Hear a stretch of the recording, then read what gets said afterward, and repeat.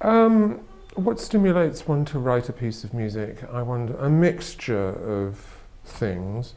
Of course, in this case, being asked to contribute something. And then there's the challenge of finding a text, because until one finds a text for a composition with voices, nothing very much else can happen. I suppose I made a few general decisions about what kind of sound world I wanted it to be. Fairly simple 4-part choral writing, perhaps even in imitation of Byrd and Tallis and John Shepherd, so composers of the first Elizabethan age, in homage to our second Elizabethan age. And the text I found, as I usually do, just by mooching through as many books of poetry as I possibly can. Well, that's not entirely true. I had selected Christopher Smart, who's a poet I'm quite interested in, because I feel he has a way of expressing ideas with great force and clarity and interesting rhythms and so on. You get in his verse. He was very much admired by Edith Sitwell, and perhaps he's not as well known as he ought to be. You started writing music at a very early age. What are your earliest memories? My earliest memories of writing music.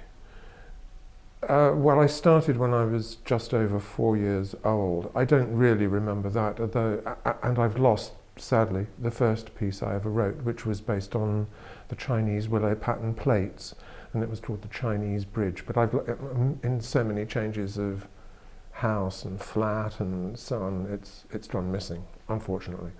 My earliest memories of really wanting to be a composer powerfully were when I was about 11, and I was teaching myself to compose by listening to the radio, Anthony Hopkins' programs about talking about music, he called them.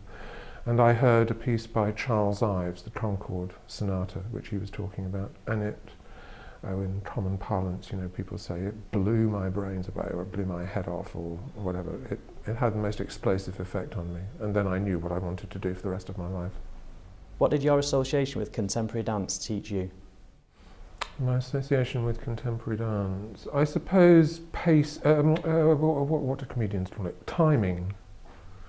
You learn how to pace information for an audience, which is very important because when you're writing, everything's going on inside your head, so it's like working in extreme close-up, and you could get a very distorted perspective from that view. So it's very useful to have practical experience. How have you seen choral music develop during the 60 years of Queen Elizabeth II? That's actually rather a hard question, how one sees things develop, because I don't think things develop in straight lines. Although it would be very nice if they did, and historians tend to fool us into thinking that perhaps they do, but I don't think they do really. If one looks at the kind of music that was written indeed around the time of Queen Elizabeth's coronation, there was a book called A Garland for the Queen, to which Sir Michael Tippett and other composers contributed, and that I suppose is very much in the style that was current. How would one describe that? I don't know. English, madrigalian, pastoral, tonal style of composition. That was not at all the kind of writing that was being done in mainland Europe. And as the 50s and the 60s developed, people became more aware of the developments in mainland Europe. And then there was a huge sea change in the way people wrote for a short while. I think now things have sort of collapsed back in on themselves, and the culture seems to have become rather retrospective. So it's the thwack of willow on wood now, you know, there's a sort of English pastoral again, or something which is a bit pastely and twee, which I don't really like very much. Hence my wanting to go back to very much earlier styles, which I think also Tippett and other composers who contributed to that first book also were thinking in those terms. So developments are kind of all over the place, and there's a sort of muddle, I think, in which there's no very clear direction. One can't really describe music very clearly in words. Music is inevitably, partly, a reflection of local culture. To what extent is this a part of your approach to composition? My father was a documentary photographer. His job after the war was to document the rebuilding of London for the London County Council, it was at that stage. And when I was a small child, I used to accompany him on some of his photographic trips, holding the tripod and then helping to develop the film when it was made.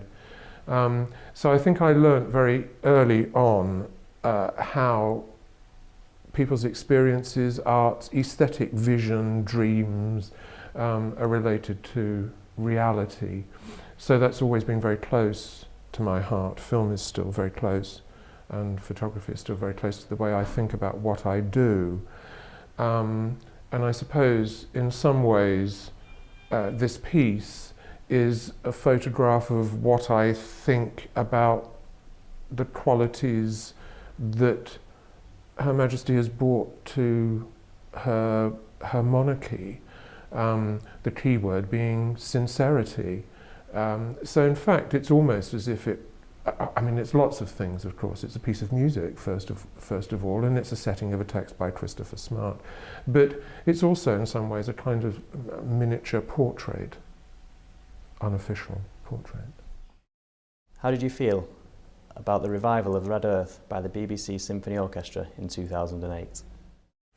It was an act of extreme generosity by Judith Weir, who was the featured composer of a BBC Composers Weekend, and Judith and I have been great friends for a long time, and she very charmingly asked them to revive the piece, and it was an overwhelmingly good performance. So I was very moved by it. Orchestras are quite intimidating, they know they are, and it's a quite disturbing experience in some way already, having one's work played back to you, and when you know that quite a lot is at stake because upwards of 80 or 100 people are involved. It's a big responsibility you've taken, and I tend to try not to compromise with the music that I write, so obviously one gets into a lot of trouble because it's not always plain sailing and so on. And under the circumstances I think it went really well, but that's my view. I can't listen to it in the same way as a member of the audience can, of course. So back to your composition for the Choirbook. Are you excited about the prospect of its first performance? Oh, excited and terrified. Because you never really know. I never really know. I mean, I can't have a choir inside my head, and I can't afford to book a choir to try it through at every stage of the composition to see if it's working or not. I have to trust to my experience, and I don't write within a safety zone, so there's sort of mixed feelings. But I suppose excitement, yes, I was very thrilled to be asked. It was kind of unexpected. So that was already exciting.